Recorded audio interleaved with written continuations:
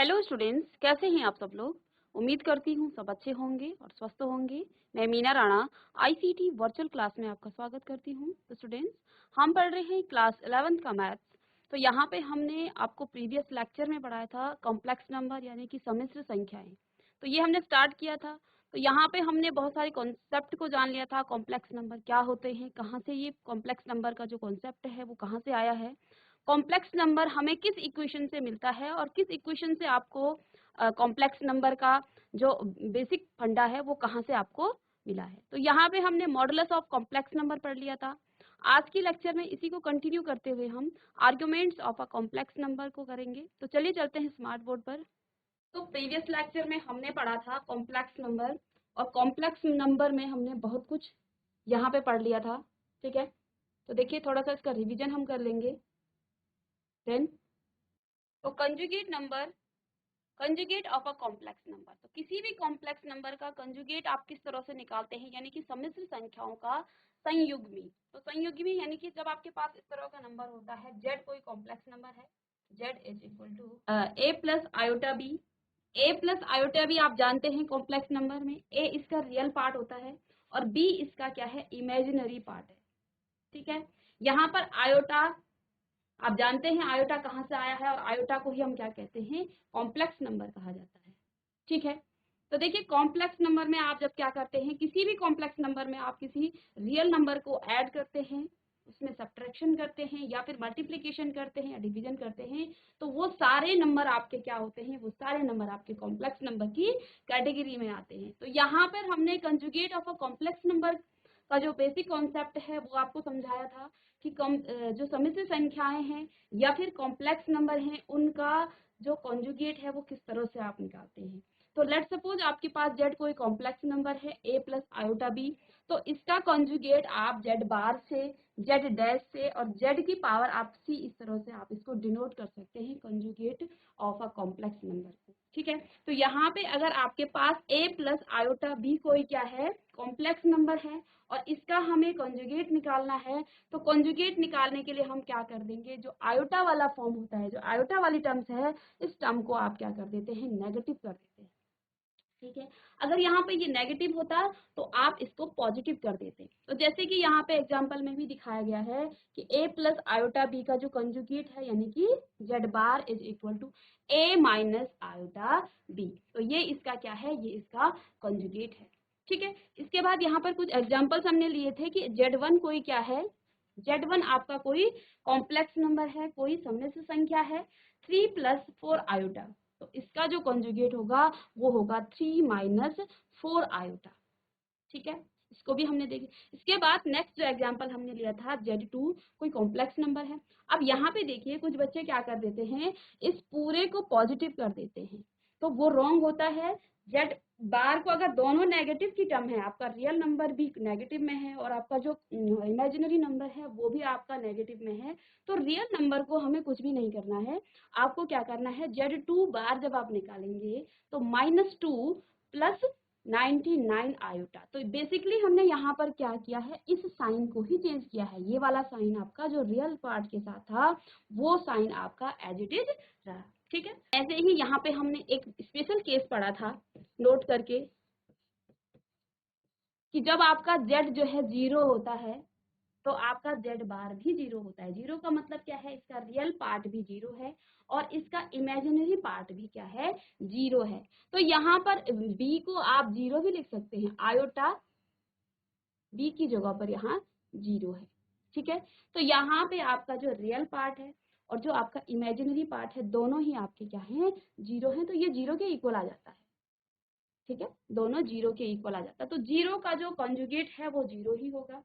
फिर हमने सिर्फ जो आप इस तरह से आयोटा Z3, हमने एक एग्जांपल लिया, Z3 का जो कंजुगेट होगा Z3 बार, वो माइनस का आयोटा आएगा, वो माइनस का आयोटा आएगा, क्योंकि यहाँ पे ये इमेजिनरी पार्ट है, इसका जो रियल पार्ट है वो 0 है।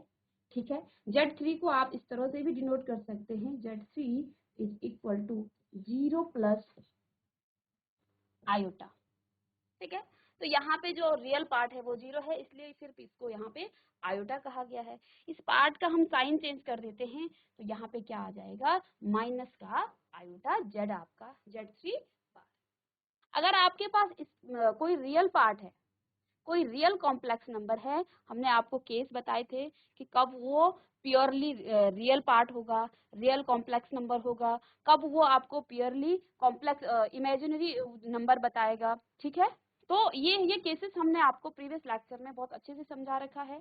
ठीक है, कि कब कब वो क्या होते हैं, प्योरली रियल कॉम्प्लेक्स नंबर होते हैं, प्योरली इमेजिनरी कॉम्प्लेक्स नंबर कब होते हैं। ठीक है, तो यहाँ पे देखिए Z4 इज इक्वल टू, यहाँ पे 5 एक क्या है, कॉम्प्लेक्स नंबर है। कॉम्प्लेक्स नंबर मैं इसको क्यों कह रही हूँ, क्योंकि कॉम्प्लेक्स नंबर यहाँ पर आपका जो Z बार आयोटा वाली टर्म है, इसको हम क्या लिख सकते हैं, Z4 इज इक्वल टू, देखिए रियल पार्ट आपका क्या है, 5 है।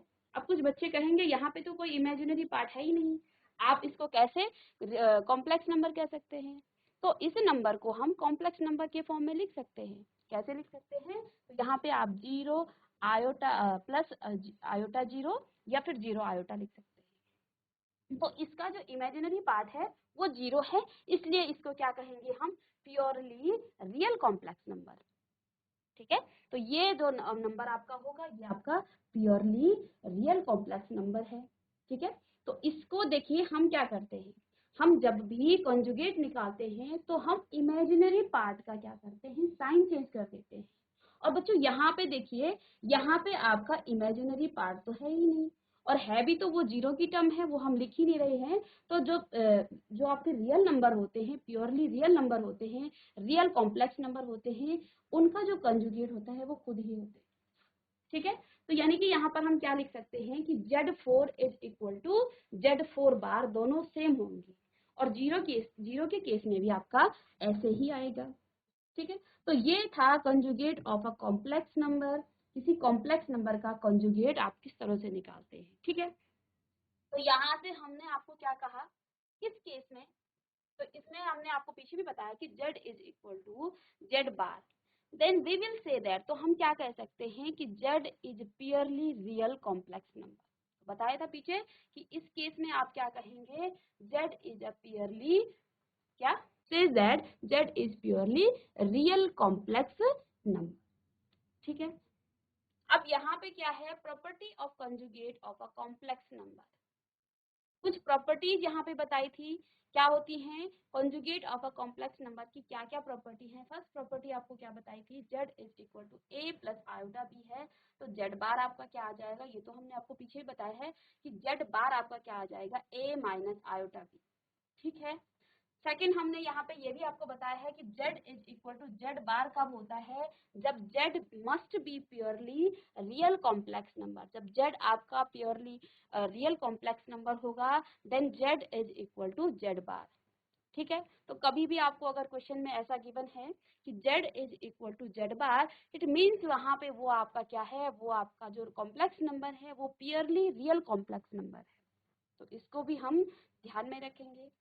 थर्ड जो प्रॉपर्टी है, Z and Z bar are the mirror image of each other in the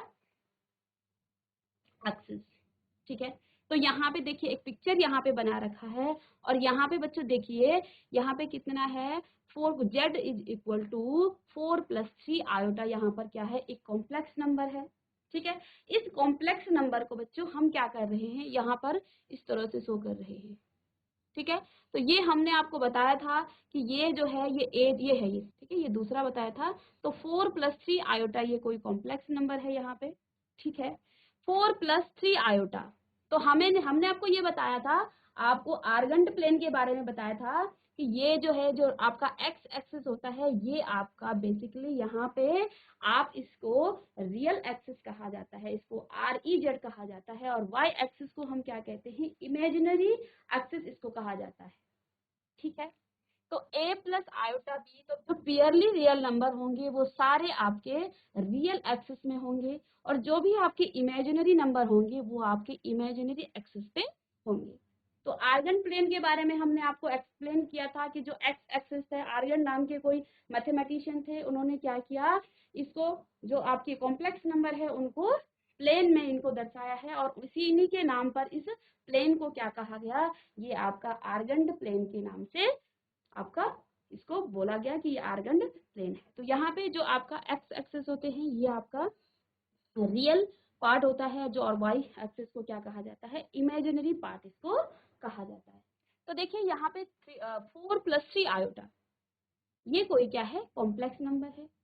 अब हमने क्या कहा 4, तो 4 क्योंकि रियल पार्ट है, रियल इसका पार्ट है कॉम्प्लेक्स नंबर का, तो 4 यहाँ से हमने ले लिया एक्स एक्सिस पे, एक्स एक्सिस मीन्स यहाँ पे रियल एक्सिस पे, और 3 आयोटा, तो 3 आयोटा क्योंकि ये इमेजिनरी एक्सिस है तो यहाँ पे आपने 1, 2 और 3 ले लिया, इसलिए यहाँ पे जो ये पॉइंट है ये आपका कौन सा पॉइंट है, 4 + 3 आयोटा। ठीक है, तो यहाँ पे इसका ये तो इस तरह से बनता है। हमने क्या कहा कि Z and Z bar are the mirror image of each other in the axis. तो एक्सिस में ये क्या होते हैं, एक दूसरे के मिरर इमेज बनाते हैं।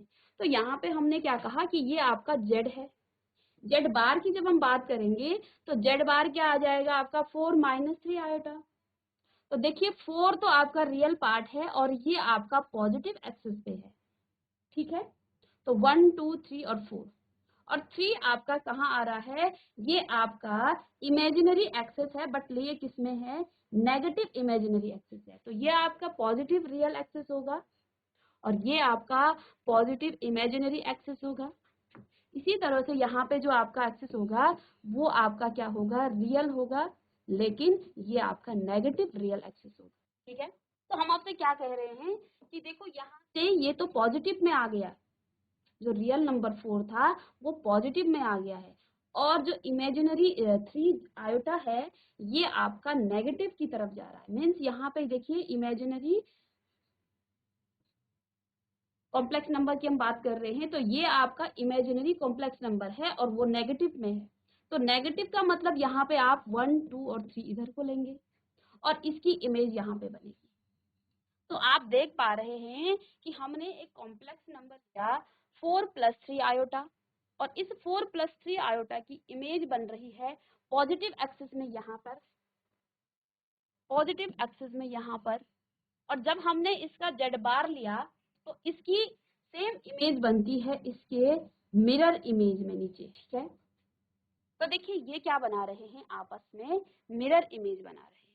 ठीक है, मीन्स आप किसी भी कॉम्प्लेक्स नंबर को जब एक्सिस में रिप्रेजेंट करेंगे, एक्सिस में उनको क्या करेंगे, रखेंगे, उनकी इमेज बनाएंगे, तो देखियो उसकी हमेशा क्या बनेगी, इमेज बनेगी। अगर यहाँ पर कोई आपका कॉम्प्लेक्स नंबर है तो यहाँ इसकी जो है मिरर इमेज यहाँ पर बनेगी। ठीक है, ये सारे कॉम्प्लेक्स नंबर के लिए होगा, आप कोई सा भी कॉम्प्लेक्स नंबर ले लीजिए तो ये सब कॉम्प्लेक्स नंबर के लिए होगा। तो यहाँ पे जो थर्ड प्रॉपर्टी है वो क्या कह रही है कि Z and Z bar are the mirror image of each other. Z और Z बार क्या कर रहे हैं, एक दूसरे की मिरर इमेज बना रहे हैं। ठीक है, तो ये हमने यहाँ पे इस फिगर में भी समझ लिया है कि ये दोनों आपस में मिरर इमेज बनाते हैं। इसके बाद कुछ और प्रॉपर्टीज हैं।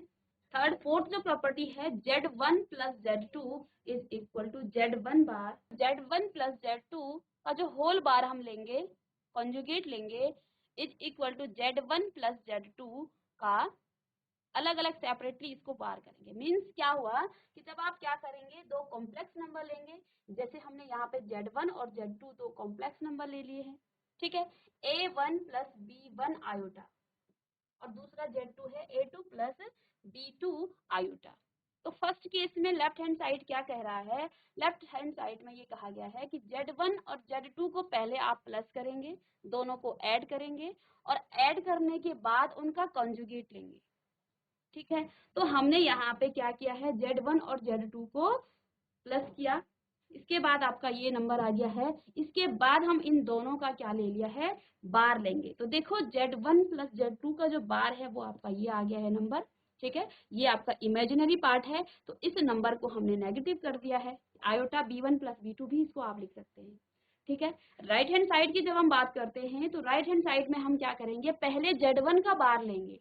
तो देखिए Z1 का बार क्या हो जाएगा आपका, Z1 का जो बार है वो आ जाएगा A - आयोटा B। ठीक है, इसको सेपरेटली भी हम लिख सकते हैं, ये लिखा हुआ है Z1 बार क्या है, A - B1 A1 minus B1 iota, और Z2 का जब आप बार लेंगे A2 प्लस आयोटा B2।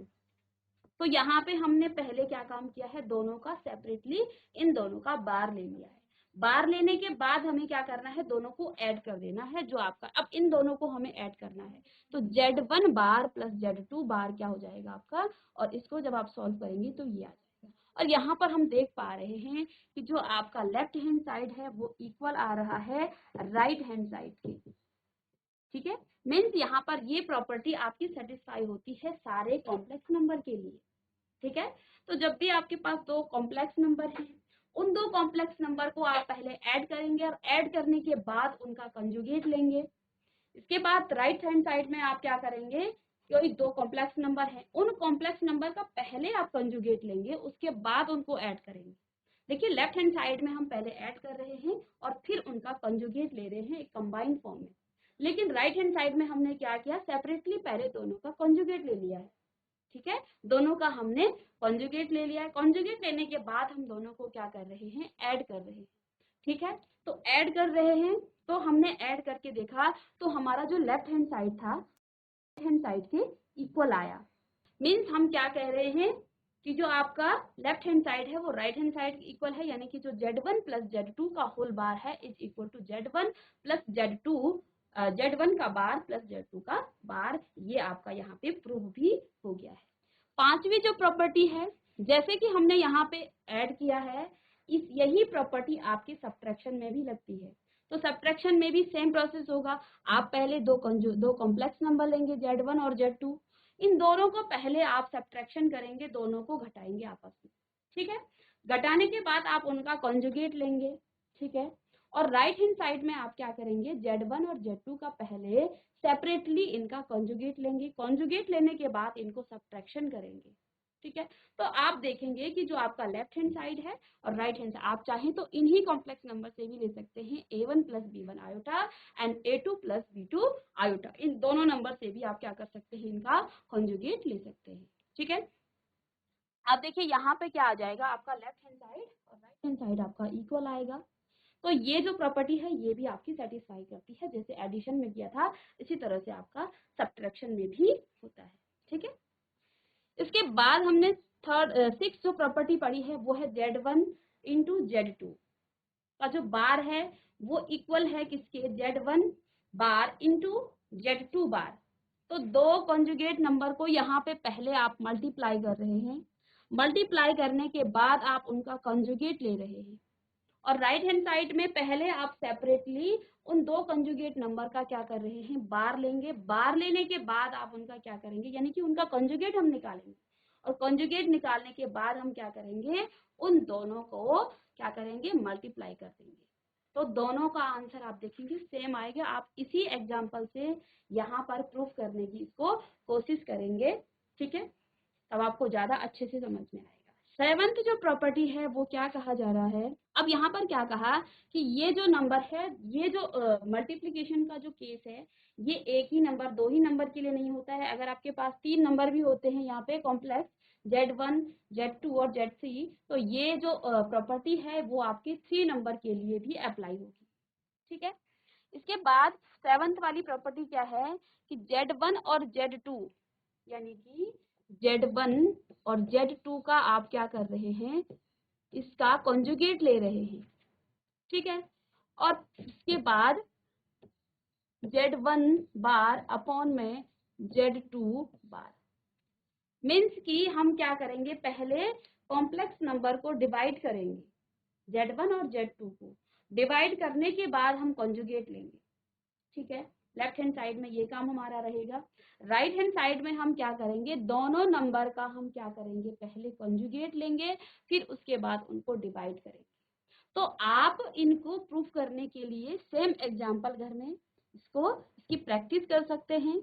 ठीक है, इससे आपको थोड़ा सा समझ में बहुत अच्छे से आएगा कि जैसे हमने एडिशन के केस में किया है, यही काम आपके सब्ट्रैक्शन में, मल्टीप्लिकेशन में और डिवीजन में भी आपका यही एग्जाम्पल लगा सकते हैं। इसी एग्जाम्पल के द्वारा आप इसको प्रूव भी कर सकते हैं। ठीक है, नेक्स्ट जो आपकी प्रॉपर्टी है वो क्या था, Z1 plus Z bar is equal to 2 real Z।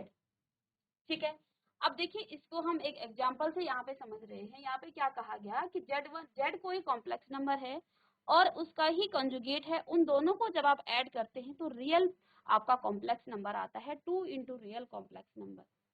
ठीक है, तो यहाँ पे देखिए Z1 आपका कॉम्प्लेक्स नंबर है a प्लस बी आयोटा और जेड बार इसका क्या हो जाएगा a माइनस बी आयोटा। अब इन दोनों को जब आप ऐड करेंगे तो देखिए कंजुगेट यहाँ से बी आयोटा और बी आयोटा वाला जो टर्म है वो कट गई है, तो यहाँ पे 2a आ गया और a हमें पता है a आपका रियल पार्ट होता है कॉम्प्लेक्स नंबर में। इस तरह से होता है complex number z is equal to a plus iota b और ये आपका क्या होता है रियल पार्ट होता है और ये आपका b इमेजिनरी पार्ट होता है। इस तरह से तो हमें पता है a आपका इमेजिनरी पार्ट है, तो यहाँ पर क्या आ गया है 2a यानी कि 2 आपका रियल नंबर। ठीक है, यही काम आप इमेजिनरी नंबर में भी करेंगे। ये तो आपका एडिशन का था, लेकिन दूसरे केस में जब आप जेड किसी कॉम्प्लेक्स नंबर को किसी दूसरे उसी के कॉन्जुगेट से क्या कर रहे हैं, कॉम्प्लेक्स नंबर को उसके कॉन्जुगेट से, यानी कि जेड आपका कोई कॉम्प्लेक्स नंबर है, उसका हम जब कंजुगेट निकालेंगे और उस कंजुगेट को जेड में से सब्ट्रैक्शन करेंगे तो आपका इमेजिनरी नंबर आ जाएगा, 2 इंटू इमेजिनरी नंबर। तो यहाँ पे देखिए जेड आपका क्या था कॉम्प्लेक्स नंबर और जेड बार क्या आ गया है a माइनस बी आयोटा। जब दोनों को हम सब्ट्रैक्शन करेंगे तो यहाँ से आपका जो रियल पार्ट है a ये आपका कैंसिल हो जा रहा है और आपका कितना आ जा रहा है 2b आयोटा और 2b आपका क्या है, ये आपका इमेजिनरी पार्ट है। ठीक है, तो ये भी हमने आपको प्रूफ करके बताया था। नेक्स्ट क्लास में हम इसी से आगे जो कॉन्सेप्ट हैं उसको भी पढ़ेंगे, देन हम argument of a complex number को करेंगे।